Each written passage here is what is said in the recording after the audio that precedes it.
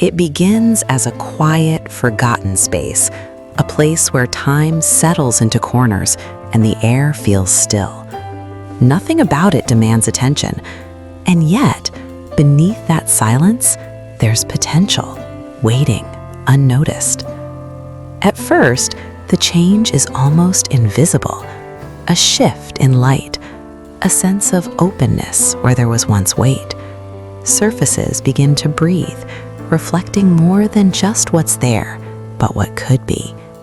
Every detail starts to feel intentional, as if the space is slowly remembering what it was meant to become. Then comes clarity. Lines sharpen, texture soften. The atmosphere transforms into something refined, controlled, and deeply calming. It no longer feels like a place of storage, but a place of presence.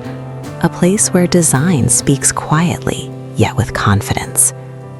There's a rhythm now, a balance between form and function. Nothing feels excessive, yet everything feels complete. Light moves with purpose, gliding across surfaces, revealing depth and dimension. Shadows don't hide, they enhance.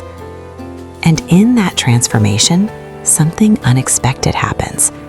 The space begins to adapt. It shifts with intention, becoming more than one thing at once. A setting for focus, a setting for pause, a setting for inspiration. It no longer serves a single role. It evolves with the moment.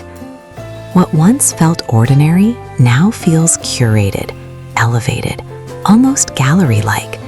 Every angle tells a story of precision, of restraint, of quiet luxury. And yet, it never feels distant, because at its core, this transformation isn't just about aesthetics, it's about experience, about how a space can influence the way you think, the way you feel, the way you exist within it. In the end, nothing is louder than the simplicity of it all. No excess, no distraction, just intention, refined into its purest form. And as everything settles into place, one thing becomes clear. This was never just a transformation of space. It was a transformation of perspective.